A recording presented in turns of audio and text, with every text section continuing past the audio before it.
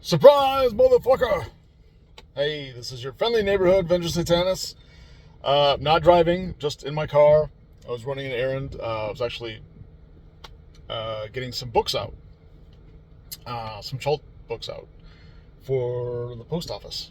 So, yeah, do that, and there'll be a special link down in the description below where I've got a special deal going on. But I don't want to give that away. I want that to be kind of a surprise. Also, I'm going to do something a little bit different. Instead of making like one long-winded video that kind of rambles and talks about a bunch of stuff, doesn't get to the point, I'm going to make several shorter videos in the same span of time over like the next 2 or 3 days. I don't know. Maybe I'll make 3 videos today. Who knows?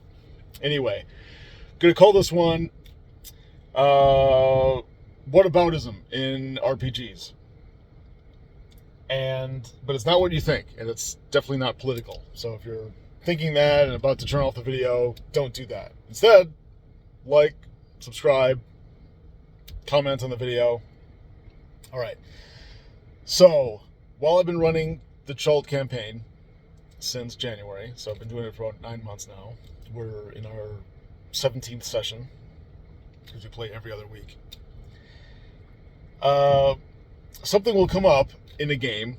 You know, I'll be describing something, and then maybe the players will ask questions, or they'll be interacting because they'll be taking action based on what I said. And sometimes through their questions or through their actions or just based on something I say, I'll be like, because we'll be talking about something. Let's say we'll be talking about the contents of a box. Let's say there's like a music box inside this other box. And maybe the players are asking questions, or maybe I'm describing it, and I'll just say, I want to get into the mode of free-form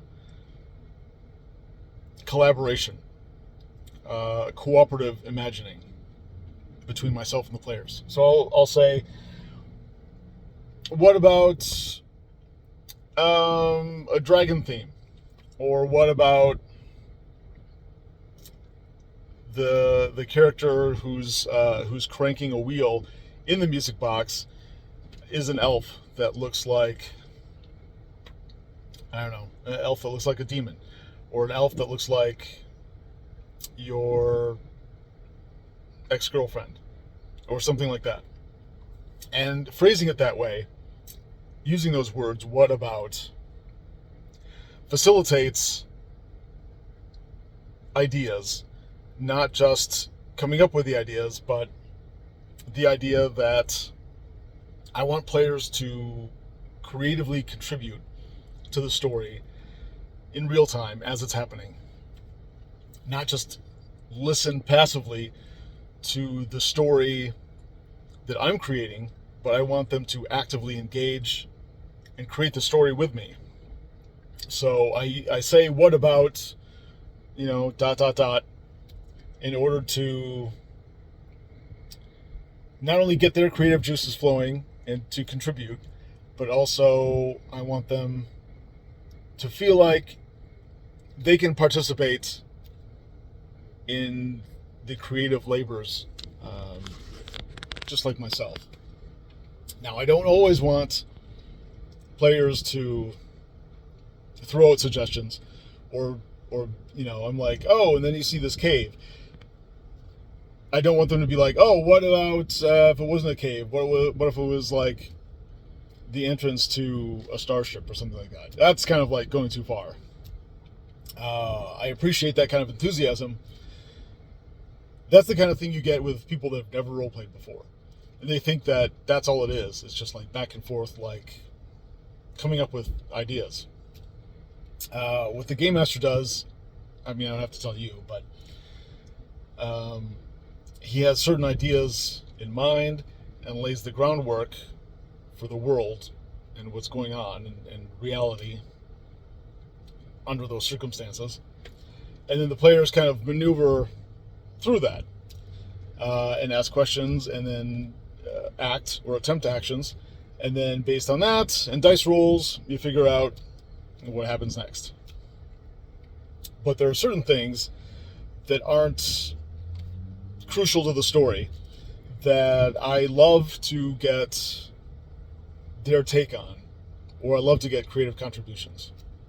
Like the music box thing, or when we used the Chult X card the last session. And one of the players chose the Eldritch card, and then they were like, what about if this Hellworm that was a gateway to its maw was the gateway to at least one hell dimension. What about if it had, because he tapped the Eldritch card, if it had tentacles and other slime and maybe a whole bunch of different eyes, and maybe those eyes could be used as portals to other nearby dimensions or something like that, to cosmic horror, or they could be used as scrying devices, either one way or the other or both, to the great old ones or something like that. That's a great example and way that a player can contribute in the moment to. It's not necessarily just fluff, because any fluff that comes up in the story, in the adventure or the campaign, might have a direct impact on super important things, like whether a player character lives or dies, or whether they succeed or fail, based on a whole bunch of factors. So anyway, I like to foster that kind of creativity, and one of the ways I do that is to just say openly, like, what about XYZ?